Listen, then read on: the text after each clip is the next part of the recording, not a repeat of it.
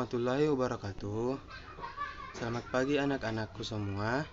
Bagaimana kabarnya hari ini? Alhamdulillah ya, anak-anakku sehat-sehat semua pada hari ini. Bapak di sini ingin menyampaikan materi mengenai materi genetik. Di mana materi genetik itu terbagi-bagi lagi beberapa sub-sub materi. Di mana yang pertama itu Bapak akan mengajarkan tentang masalah replikasi DNA.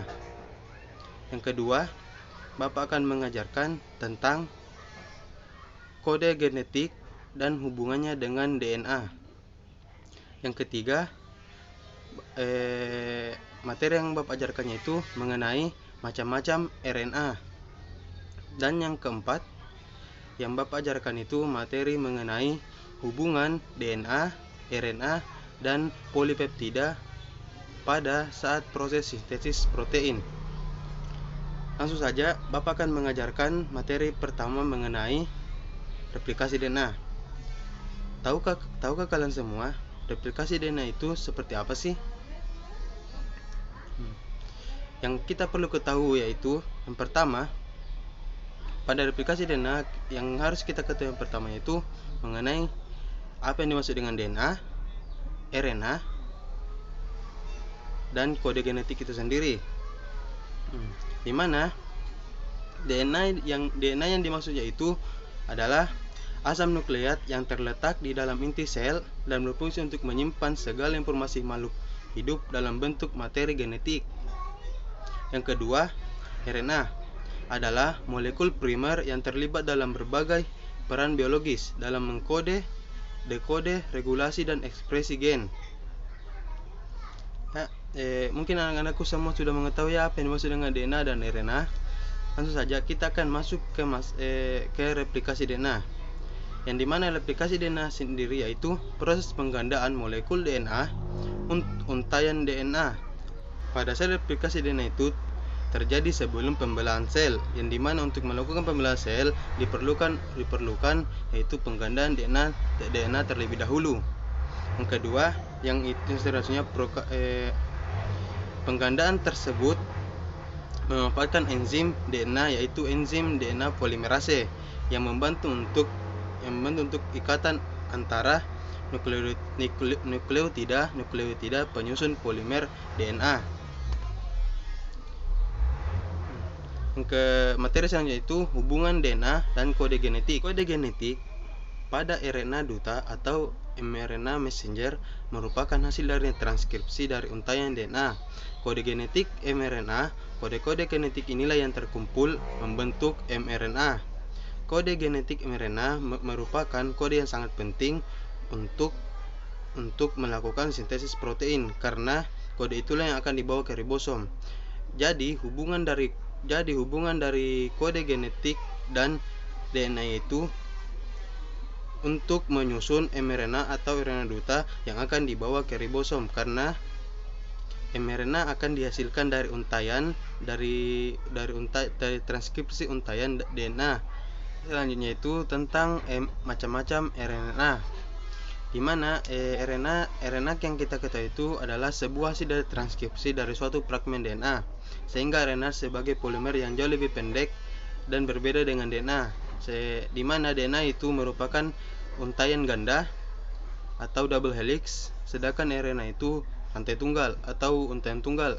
Kebanyakan RNA dijumpai di dalam sitoplasma dan khususnya terdapat di ribosom. Macam-macam RNA sendiri itu RNA terbagi atas tiga, yang pada umumnya terbagi atas tiga yaitu mRNA, rRNA, dan tRNA. Di mana mRNA itu sendiri yaitu adalah merupakan hasil dari transkripsi DNA yang menjadi perantara pembawa urutan protein dalam proses transkripsi. Yang kedua, rRNA yaitu salah satu tipe dari kelompok RNA yang dimana terbanyak yang dikandung oleh sel. Yang ketiga itu tRNA. tRNA di sini yaitu sebagai penerjemah kodon dari mRNA dan pengangkut asam-asam amino dari sitoplasma. Kita kan tadi belajar tentang masalah DNA, RNA. Dan kita tadi sempat singgung mengenai polipeptida.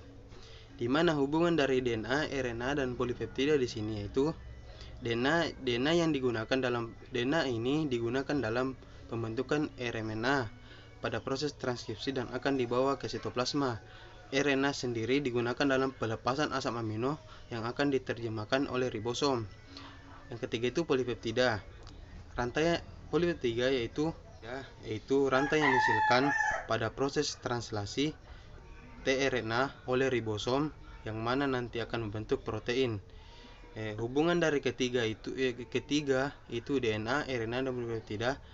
Bapak akan tampilkan berupa gambar. Dari gambar yang Bapak tadi tampilkan, anak-anak sudah mengerti kan apa yang menjadi hubungan dari DNA, RNA, dan polipeptida. Selanjutnya, materi yang Bapak sampaikan itu masalah proses sintesis protein. Ada gambar yaitu masalah proses sintesis protein, di mana pada proses sintesis protein ini terdapat 3 langkah, yaitu replikasi, transkripsi, dan translasi. Di mana transkripsi yaitu proses penggandaan DNA pada sel replikasi terjadi sebelum pembelahan sel. Yang kedua itu proses transkripsi, yang mana merupakan proses pencetakan atau penulisan ulang DNA ke dalam mRNA atau kodon. Proses ini terjadi di nukleus. Yang ketiga, translasi. Translasi merupakan tahap ini dikatakan tahap penerjemah kodon dari mRNA oleh tRNA ke dalam urutan asam amino. Semoga apa yang Bapak sampaikan tadi bermanfaat untuk anak-anakku semua yang berada di rumah. Dan jika anak-anakku semua tidak berkepentingan atau tidak terlalu berkepentingan untuk keluar, Bapak mohon jangan keluar.